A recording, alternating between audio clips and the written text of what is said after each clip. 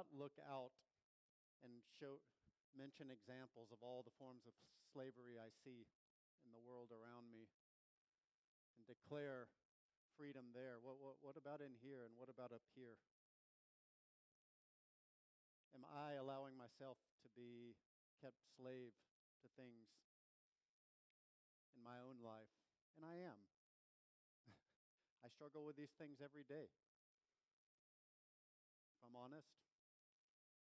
And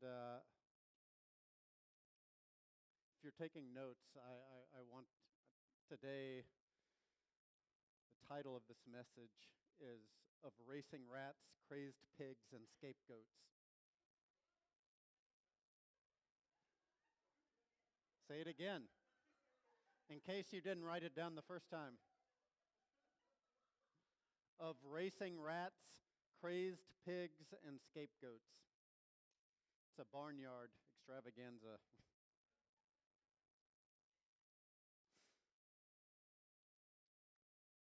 So I'm going to start off by reading a passage from Luke 8, going from verses 26 to 39. And this is, I've been stuck in the Message version this week. It's really been speaking to me. It says, they sailed on to the country of the Gerasenes, directly opposite Galilee. And he stepped out onto the land. A madman from town met him. He was a victim of demons.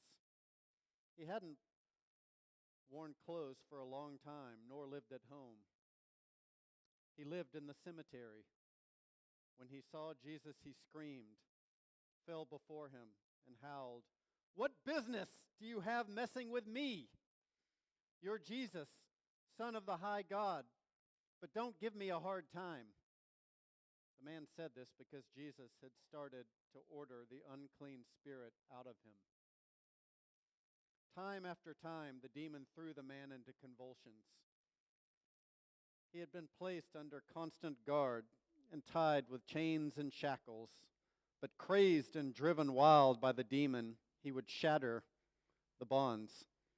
Jesus asked him, "What is your name?" "Mob.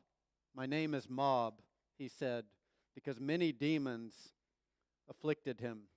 And they begged Jesus desperately not to order them to the bottomless pit. A large herd of pigs was grazing and rooting on a nearby hill. The demons begged Jesus to order them into the pigs. He gave the order. It was even worse for the pigs than for the man. Crazed, they stampeded over a cliff into the lake and drowned. Those tending the pigs, scared to death, bolted and told their story in town and country. People went out to see what had happened. They came to Jesus and found the man from whom the demons had been sent, sitting there at Jesus' feet, wearing decent clothes and making sense. It was a holy moment, and for a short time they were more reverent than curious. Then those who had seen it happen told how the demoniac had been saved. Later, a great many people from the Gerasene countryside got together and asked Jesus to leave. Go home. Too much changed too fast, and they were scared. So Jesus got back in the boat and set off. The man whom he had delivered from the demons asked to go with him, but he sent him back, saying, "Go home and tell everything God did in you." So he went back and preached all over town everything Jesus had done in him. In Matthew's version of this same story, in Matthew 8, it's two madmen. And at the end it says, those who heard about it, what had happened, were angry about the drowned pigs. And a mob formed and demanded that Jesus get out and not come back. So a common interpretation I've heard about this passage, and I think it's very true. First of all, Jesus is the Son of God. He's triumphant over unclean spirits. He liberates the captive and gives hope to hopeless people. Even this was a Gentile nation. So imagine that at the time. But Jesus demands a choice. Love him, first and foremost in the salvation he brings, or love your prosperity, your wealth, your pigs. And the people in the Gerasenes chose the latter, ostensibly either in anger for their lost livelihood and or in fear of having their ways disrupted, of having to gaze into a mirror at their own condition.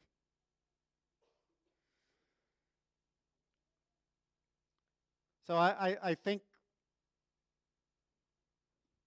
there is truth in this interpretation, but you know, the beautiful thing about Scripture is it always invites us deeper, to question, to ask. And recently when I read this, I started thinking about those crazed pigs. I mean, it's a very strange thing that Jesus said, okay, go ahead. And what happened? This herd of thousands of pigs drowned themselves. And I started wondering about the symbolism of this passage. Society not only choosing pigs over Jesus, but society in itself being in a state of that crowded stampede of swine, all running in the same basic direction, all jostling for position, all racing forward away from their fears, yet unknowingly toward their own destruction. A cliff and drowning waters below, all the while begging to be left to their ways, to not have to look within and face their own inner demons of hurt and fear that may have led to this. You know, from Wikipedia, it says a rat race is an endless, self-defeating, or pointless pursuit. The phrase equates humans to rats attempting to earn a reward such as cheese in vain. It may also refer to a competitive struggle to get ahead financially or routinely. The term is commonly associated with an exhausting, repetitive lifestyle that leaves no time for relaxation or enjoyment. And the irony in this story in the Gerasenes, you know, earlier in Luke 8, before that was recounted, Jesus told the parable of the seeds and the soil types. And we know that parable. Ultimately, there was the seed that just fell on the trampled path, and it was scooped up right away and taken away. And there was the seed that had shallow roots, but it didn't last as soon as the sun grew hot. Then there was the seed that fell in soil, but it was choked with weeds and thorns, you know, symbolic of the worries and the stresses of the world and all the meaningless pursuits that crowded out that word so it couldn't really grow and develop into good fruit. And then finally, there was the healthy soil that was ready to receive that seed and to have the patience to let it germinate and grow forth and produce its fruit. Yet, if we look in this story, the seed that falls in the rich soil and yields an abundant fruit is ultimately embodied by the guy who was demon-possessed. Think about that for a second. He was an outcast of society. Society had sent him away. He was dangerous. He was marginalized. And yet he became the healthy soil. He was of his right mind when he gave way to Jesus, and he ultimately wanted to follow him. And he became an evangelist, and he shared his faith of what Jesus had done for him. And yet the entire society that had banished him for being so crazy, they themselves were the weed and the thorn-choked soil. Because they were more worried about their pigs who had drowned than they were about losing Jesus, who was right there with them. Isn't that ironic? Who in this story is on the road to destruction and who is on the good road toward life? Could this story actually be an allegory about the necessity of stepping out of the proverbial rat race, as the crazed man did even before his deliverance? in order to be in a place of utter nakedness and humility, having reached rock bottom, in order to truly see and encounter and believe in and receive of God Himself, who designed each of us to uniquely experience His presence and His shalom every day, rather than as a uniform herd of swine trying to race and compete with one another and get through life without everything unraveling and being lost. It's so easy to read this passage and pass judgment on the people of the Gerasenes, who witnessed a life-transforming miracle, and yet in fear to change their own systems and structures and values, and or in anger over their lost livelihood, they actually asked Jesus to leave them alone and to go away. Hindsight is always 20/20. Yet to what extent might I, even as a believer and a follower of Christ, unknowingly somehow be participating in the same destructive herd? And this isn't about self-deprecation. It's about being honest with ourselves. What are some signs and symptoms of being caught up in such a stampede, in a rat race, in a crazed pigs? Number one, relentless rush. Endless busyness. The tyranny of the urgent. Fires to be put out. Juggling many balls. A furious seasonal sprint that has actually turned into a lifelong marathon. Going through the motions, feelings of inadequacy and failure. An example, sometimes I have to ask myself my own daily schedule. Get up, yes, I have some quiet time, but then there's the mad rush of getting the kids ready for school, taking them to school in time, facing all the traffic, competing with other traffic, dropping them off, maybe coming back home. Then I have a call or a meeting and another one, and then suddenly school's out. Kids need to all be picked up in turn. Then there's after-school activities. Then there's calls. There's more meetings. And there's nothing wrong with any of that stuff. But it's so easy to get swept up into that state of busyness. Have you ever noticed when you ask anyone how they're doing, busy? I say that all the time. The number one thing I say when people ask me how I've been, there's something psychologically going on here that I need to deal with. I say, oh no, we're doing well, but man, life has been so busy. We're stretched in so many directions. It's chaotic. Ha ha ha ha ha.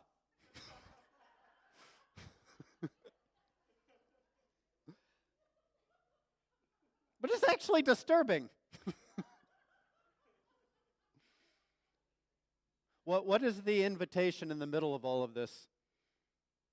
Attention, all. See the marvels of God. He plants flowers and trees all over the earth, bans war from pole to pole, breaks all the weapons across his knee. Step out of the traffic. Take a long, loving look at me, your high God, above politics, above everything. Isn't that exactly what we were doing in worship this morning? That's Psalm 46, verses 8 to 10. We know it better as be still and know that I am God. And then a message Cornay preached so powerfully last week when talking about rest. Hebrews 4. The promise of arrival and rest is still there for God's people. God Himself is at rest. And at the end of the journey, we'll surely rest with God. So let's keep at it and eventually arrive at the place of rest, not drop out through some sort of disobedience. God means what He says. What He says goes. His powerful word is sharp as a surgeon's scalpel, cutting through everything, whether doubt or defense, laying us open to listen and obey. Nothing and no one can resist God's word. We can't get away from it, no matter what. So that's number one, the relentless rush of busyness in life. I'm not saying I live all of my life there, but I get caught up in it too much, if I'm honest with myself. Number two, it's related to it, self-absorption. A lack of compassion or empathy for others, and especially those who live in very different worlds from my own, from what I intimately understand and relate with. Maybe I get too consumed with my own seemingly overwhelming problems. One of the things, there's a phrase that gets spoken often, even in the church, and I understand what it's getting at, but I don't like it. That's not my problem. Now, it's true, I cannot solve other people's problems. We all have to face whatever problems we're dealing with, but I've always found that to be a bit heartless, even if said with the right intentions. It's this mentality, it can become a mentality of isolation or even competition, trying to keep afloat or stay ahead.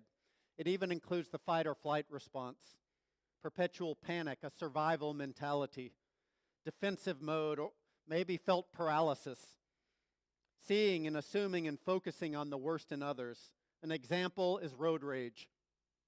Have you ever noticed when driving around, it's very hard to see the humanity in people behind a steering wheel of another car. Rather, they become the enemy who's cut you off in traffic or who's going too slow. They're either going too fast or they're going too slow.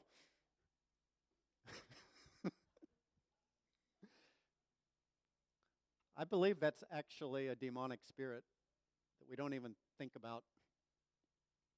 And I succumb to it sometimes. Or what about terrible things that happen, whether it's terrorist attacks or natural disasters in places of the world that we cannot relate with?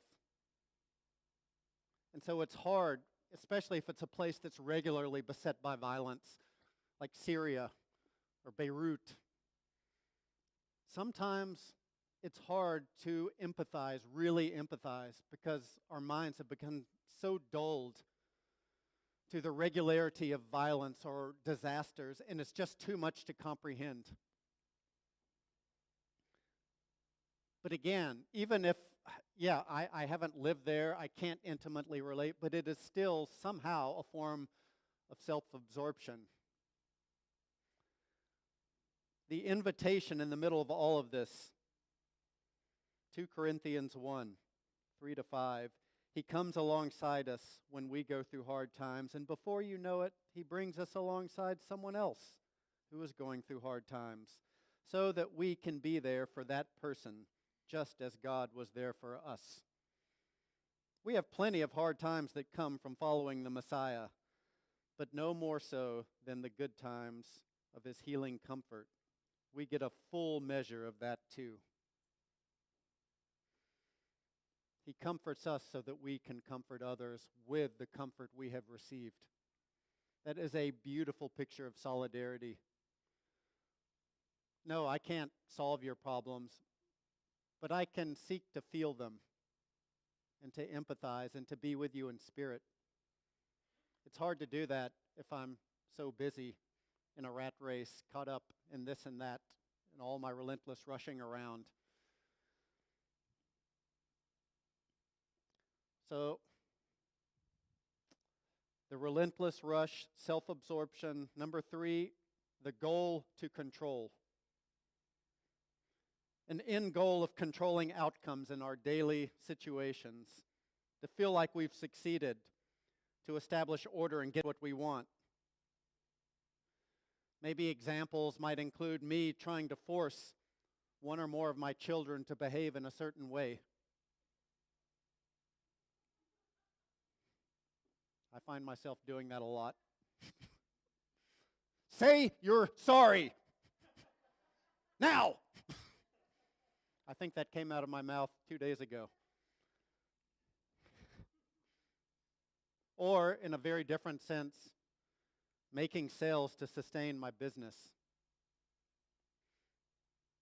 Wanting to control the outcome of whether we're going to succeed or ultimately fail as a business. I worry about that all the time. Or ostracizing someone who doesn't share my worldview. wanting to control how they think about the world. How crazy is that? Speaking of worldviews, there's three basic worldviews I've read. One is based on power and fear. People operate according to that paradigm. Another is based on honor and shame, and another is based on guilt and innocence. And that pretty much covers most of the globe. And in each of those cases, no matter how our thoughts go, if I operate according to power and fear, maybe I'll use my power in striking fear in the hearts of others in order to get them to do what I want them to do, to get my desired outcome. If it's honor, shame, I may use that to subversively shame someone, to promote my own honor. If it's guilt, innocence, I might use something to try to guilt someone into doing something else in order to, once again, achieve my desired outcome. And we can do this with the best of intentions. It might be a very good cause, but if I am trying to guilt people into participating in it and into taking it up, what is that? The goal to control. The invitation in the middle of this, Psalm 16, the Lord is the portion of my inheritance and my cup. You support my lot. The lines have fallen to me in pleasant places, and indeed my heritage is beautiful to me. I will bless the Lord who has counseled me. Indeed, my mind instructs me in the night. I have set the Lord continually before me. Because he is at my right hand, I will not be shaken. Therefore my heart is glad and my glory rejoices. My flesh also will dwell securely, for you will not abandon my soul to Sheol, nor will you allow your Holy One to undergo decay. You will make known to me the path of life.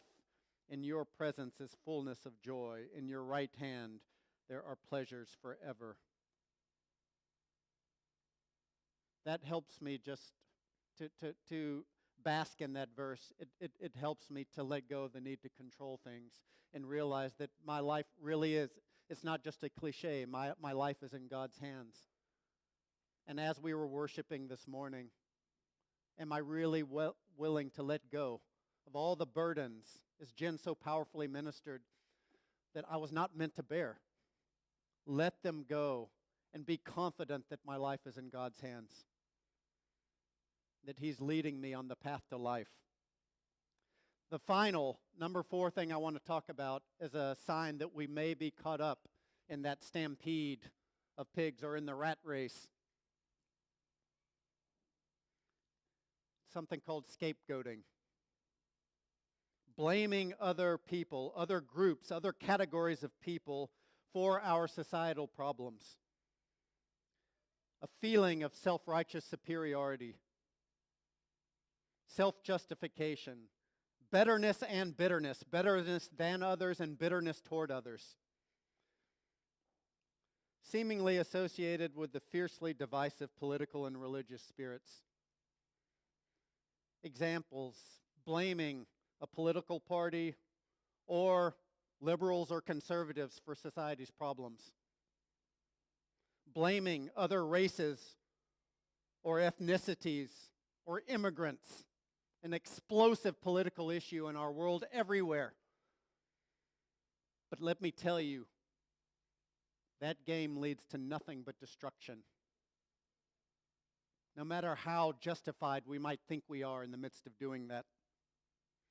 I want to read you a brief passage from a powerful book I've been reading, I've been stewing on for a long time. It's called Caste, The Origins of Our Discontents, by a sociologist named Isabel Wilkerson. It's all about caste systems. We may have heard of the caste system in India, different levels of people, from the highest caste to the lowest, the untouchables. But she actually makes the point that this has existed in multiple societies throughout history, including World War II, Nazi Germany, looking at the Jewish population, and even in the history of the United States, from the times of slavery forward. She says every year On the Day of Atonement, the ancient Hebrews took 2 male goats and presented them before the Lord at the entrance to the tent of the meeting. Then the high priest cast lots to determine the fate of each goat. One they would kill as a sacrifice to the Lord to cleanse and make sacred the sanctuary. The other, the scapegoat, they would present to the Lord alive. The high priest lay both hands on the head of the live goat and confessed upon its head all the guilt and misdeeds of the Israelites. All of their sins he would transpose to the goat, and the goat was then banished to the wilderness, carrying on its back the weight of the faults of the Israelites, and thus freeing the Israelites to flourish in peace. The goat was cast out to suffer for the sins of others and was called the scapegoat. How many have actually heard that origin of that term? This was the ritual, according to Leviticus, that was passed down through the ages, adopted by the ancient Greeks. It survives not only in individual interactions, but within nations and castes. For the ancients, the scapegoat served as the healing agent for their larger whole. In modern times, the concept of the scapegoat has mutated from merely the bearer of misfortune to the person or group blamed for bringing misfortune. This serves to relieve others, wrote the Jungian psychologist Sylvia Brenton Pereira, to free the scapegoaters of their own responsibilities and to strengthen the scapegoater's sense of power and righteousness. In a caste system, whether in the United States or in India or in World War II Germany, the lowest caste performed the unwitting role of diverting society's attention from its structural ills and taking the blame for collective misfortune. It was seen, in fact, as misfortune itself. Thus, the scapegoat unwittingly helps unify the favored caste to be seen as free of blemish, as long as there is a visible, disfavored group to absorb their sins. That's quite jarring. But wherever you lie in your beliefs in all of that, it's safe to say, as a world, we scapegoat one another. I want to show a brief video clip, and before we do that, this is the final scene of a movie called Gangs of New York, 25 years ago. It's one of the most powerful scenes I think I've ever seen in a movie. And if you haven't seen the movie, it's essentially about way back in the 1800s, immigrants coming into New York City from all over. And there were gangs of different immigrants, including the gang of the people who considered themselves pure-blooded Americans with a greater right to be there. And it was all about jostling for power, for turf, for riches, for wealth, who had a right to be there and who didn't. And there are 2 primary characters in the movie. There's the guy played by Daniel Day-Lewis, who is sort of the pure-blooded American, and he has the most power. He strikes fear in the hearts of everyone else. And he's at battle with an Irish immigrant, Liam Neeson, who ultimately gets killed in their battle with each other. And then his son, Leonardo DiCaprio, grows up and vows revenge. And the entire movie, it's about people trying to stake their own claim in this country, something they think they have a right to. And at the end of all of that, it consumes the entire movie. And at the very end, both of these main characters, the heads of their respective gangs, commotion breaks out across the city. There are riots about the draft, about the war draft, and they both end up dying. And this final scene is at their gravesite. Can we play that?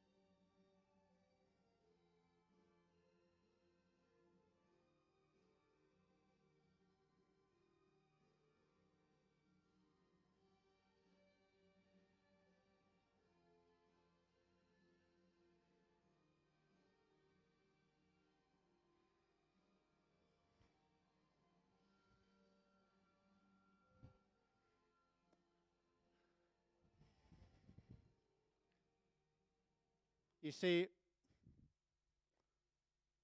people who were at the center of everything in their own battles over their own turf, warring at each other, scapegoating each other, at the end of the day, it shows their grave sites, and over time, over a century, it gets overgrown with weeds, and everyone forgets that they even existed.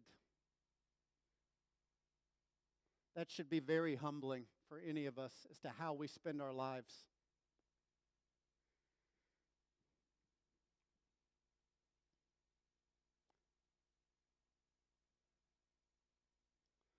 Such rash assertions, furious battles, turf wars, all much ado about nothing. The invitation here in John 1, Nathaniel, when he was asked, it was Philip went to find Nathaniel to tell him they had found the Messiah. He said, Nazareth, can anything good ever come from Nazareth? He was doing that. He was scapegoating based on a stigma. But when they went to see him, what was Jesus' response? He said, I saw you under the fig tree. You are a man of pure heart.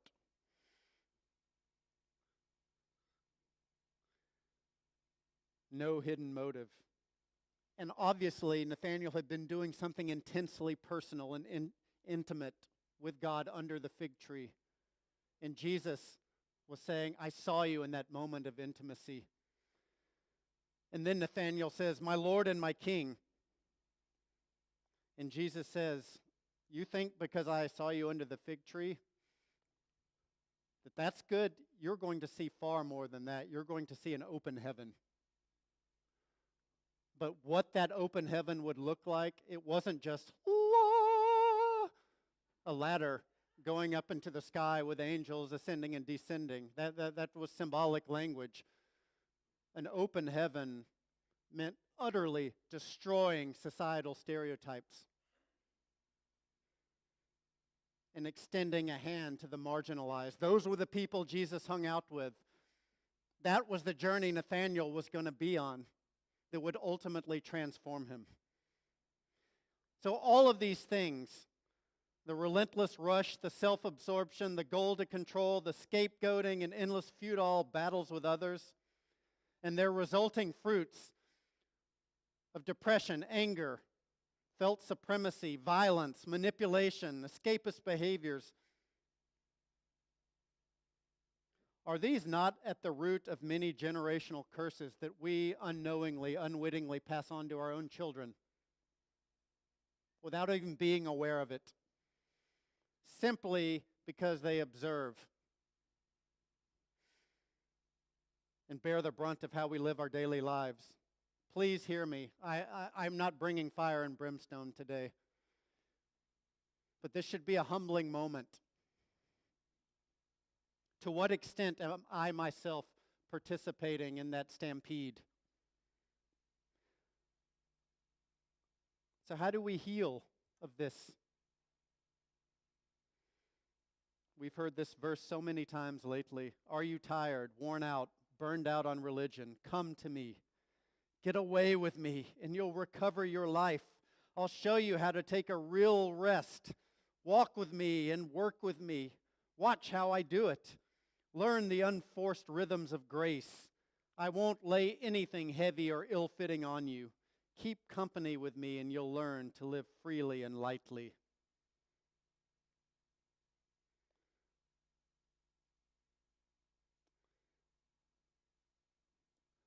You know, having quiet time every day doesn't necessarily do that. If all I'm doing is looking to reinforce and justify how I'm living my life and my existing beliefs, that is not exactly coming to Christ for rest. I need to come before Him naked and vulnerable, willing to hear anything, no matter how hard it might be. Because it's ultimately, He may force us to confront things, but He also lifts us up in the process.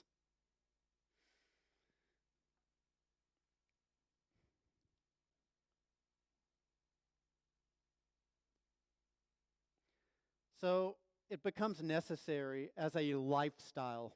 This is not a one-time thing. I'm not going to be healed of this in one day just by saying I'm free. Every day, I need to block everything out and identify the ways I might be personally participating in this furious stampede. And then consciously step out of it and remove myself from it. And breathe and refocus. Seek Christ within. Cleanse my mind of hurts and fears and frustrations and worries. Rest in Him. And ask a very powerful question. Why?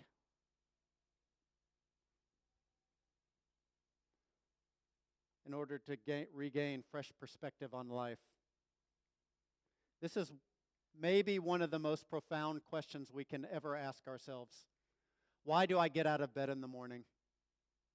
What's it all about? In our entrepreneurial training center, the course we offer, we start with this. We don't get into business stuff in the first month. It's very important to understand why. What am I passionate about? What am I gifted at? What's been preventing me from pursuing that in my life? What problems in the world do I want to solve with my life? What do I feel like my own life purpose and vision and mission is? It is so important to be grounded in that before we go out and do and do and do. Why do I get out of bed every morning? There's a video we often show that I can't today because it's too long. It's by a guy named Sinek, a motivational speaker, especially in the business world. He makes the point that people don't care about what you do, but why you do it. He talks about a concept of a golden circle. In the center is the why. And then on an outer ring is the how. And then on the most outer ring is the what. And most of the world, even most leaders in the world, when they communicate with others, they communicate the what. This is what we are doing. This is what we are going after. Maybe they communicate the how. This is how we're doing it. But very rarely do people communicate why. And the best, most compelling leaders start with why. They invert it. This is what I believe, which determines what I do. He makes the point that the outer part of the brain, the neocortex, it's analytical, it's rational. It grasps and communicates the what. It's able to process so much information. That is the what part of the brain. But it doesn't guide decision making. It analyzes. If you live primarily in that place, your life is going to be full of endless whats, which you pursue and juggle and balance and react to. But the limbic region of the brain, the middle and the inner parts, these are things that govern our feelings, our emotions, our values, our decision making. I believe, in a biological sense, that this is where we interact with the Spirit. That's what grasps the why. The more you are in touch with that place, the more you understand and commune with your why in life.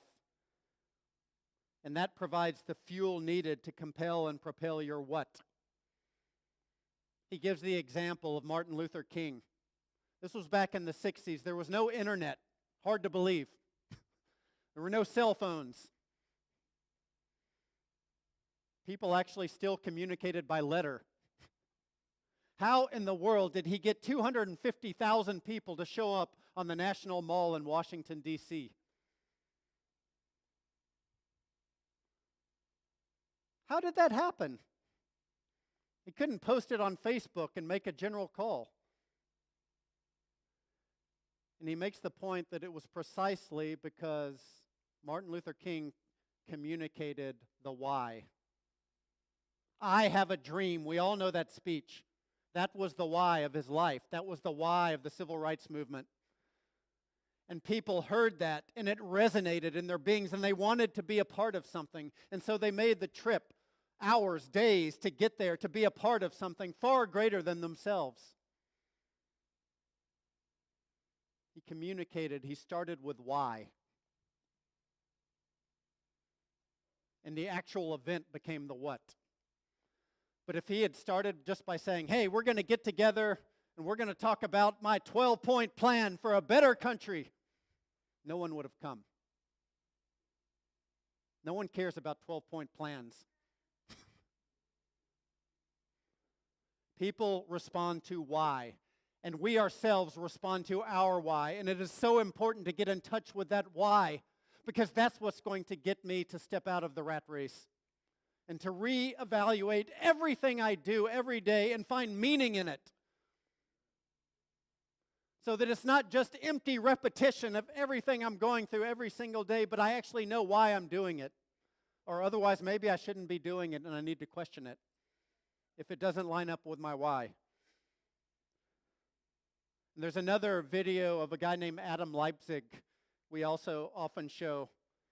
And he talks about finding your life purpose in a really innovative way. But at the end, I love what he says.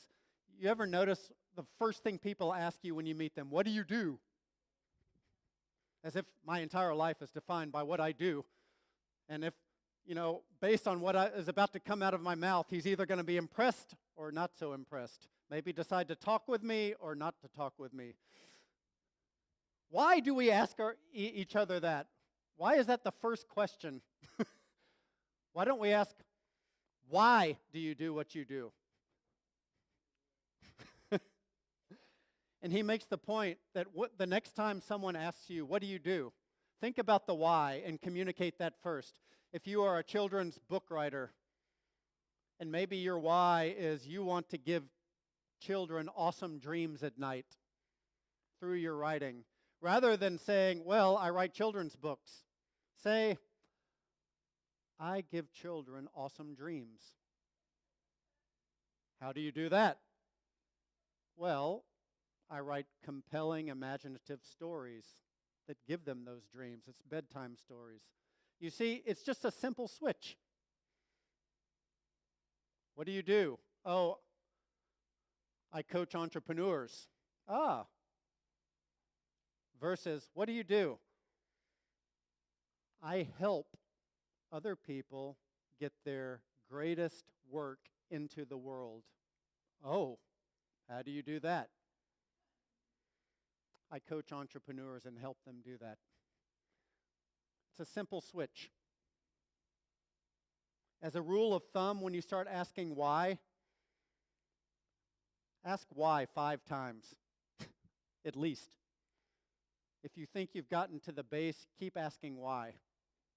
What am I talking about? Why do I get out of bed every morning? I have to make sure the children eat breakfast and get dressed. Why the furious rush of getting them ready? They have to get to school in time. Why do I take them to school? So they can get a hopefully high-quality education. Why do they need a high-quality education? So they can gain knowledge and skills and learn to think critically and independently. Why do they need to think critically and independently? Because the world is full of very complex problems accompanied by warped values, and they need to be equipped to understand their identity and gifts and passions and confidently pursue these toward a better world. There we go. If I can remember that, maybe it will make my commute to drop them off at school in the morning far better. Now, this sounds funny, but the more I can stay in tune with that, even when it sounds funny, there's actually truth to it. There has to be a reason I'm taking my kids to school, not just to participate. They have to get there. And I'm shouting at them, get in the car, come on, get out. What have I just done?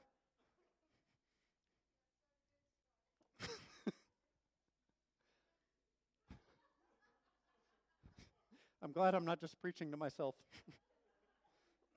Why do I get out of bed every morning? Well, I have to tend to Land of the Living's financial health and seek fruitful partnerships for growth. That's one of my main jobs as a director.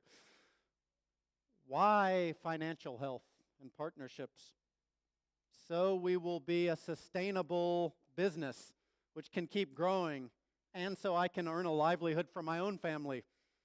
Well, why do you want to keep growing as a business enterprise? That's actually an interesting question.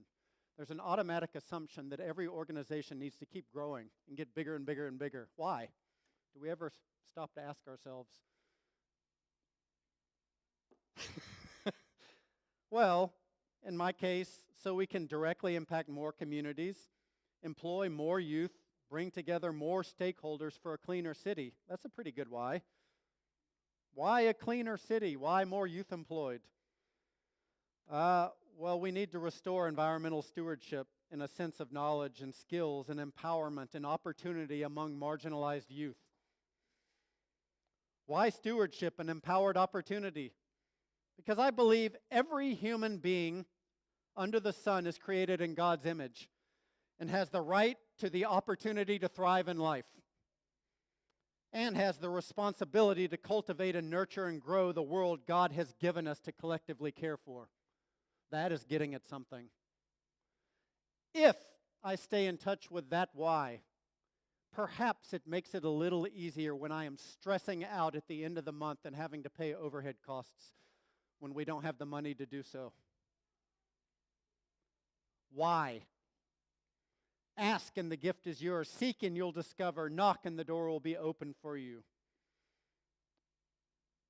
I'm going to end with a biblical example of someone who I think was well in touch with their why, and that was Solomon. In 1 Kings 3, verses 5 to 14, and we're familiar with this, but it's a powerful piece of scripture. It says, "In Gibeon the Lord appeared to Solomon in a dream at night, and God said, 'Ask what you wish me to give you.' And Solomon said, 'You have shown great faithfulness to your servant David, my father, according as he walked before you in truth, righteousness, and uprightness of heart toward you. And you have reserved for him this great faithfulness, that you have given him a son to sit on his throne, as it is this day. And now, Lord my God, you have made your servant king in place of my father David. Yet I am like a little boy. I do not know how to go out or come in, and your servant is in the midst of your people whom you have chosen, a great people who are too many to be numbered or counted. So give your servant an understanding heart to judge your people, to discern between good and evil. For who is capable of judging this great people of yours?' And then it goes on. The Lord was so pleased with his prayer that he not only granted him the wisdom, which he is still known for in all the book of Proverbs, but the other things as well. You see, Solomon didn't firstly seek an end goal of the what, of as king, having his subjects underneath him, of his power over them, of the glory and the riches and the fame that come with that, of having influence and governing how things are happening, having control over everything. He didn't seek that.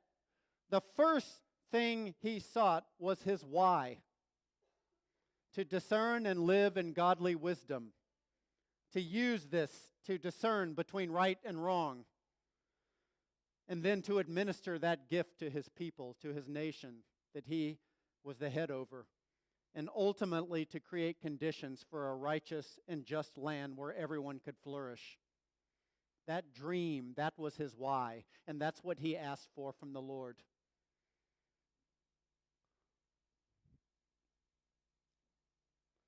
So let's stand up.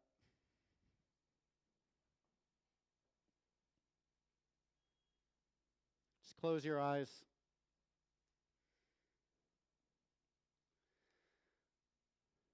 Has the Lord been speaking to you this morning?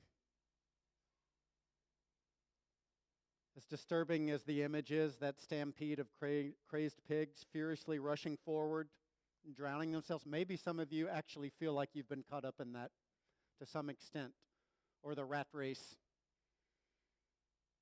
racing to get limited cheese available, a pitifully limited reward, competition with others, just trying to get things done, juggling so much, trying to make ends meet, and or scapegoating others out of frustration and anger, scapegoating other people in the world. Right now, just ask the Lord why. What is my why, Lord? Why do I get out of bed in the morning? Something may be entering your spirit right now, or this may take weeks for you to mull and chew on. But it is a question we all need to ask ourselves. What is my why? Maybe we can just start playing some music. And I just want to invite you, if this is really speaking to you, if there are things you need to lay down, if there is a race you need to step out of, doesn't mean you drop everything and stop all of your activities. I understand there are things that have to be done. But you need to be refueled, you need to be refreshed, and you need to be back in touch with your why the Lord created you in the first place, and the ways He wants to minister His grace through your life to others. If you are feeling a need for a renewed sense of purpose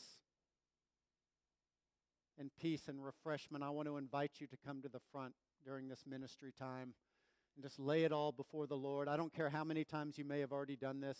We need to keep doing this every day. Otherwise, for the rest of you, I wish you a blessed week. And let's remember our why. Amen.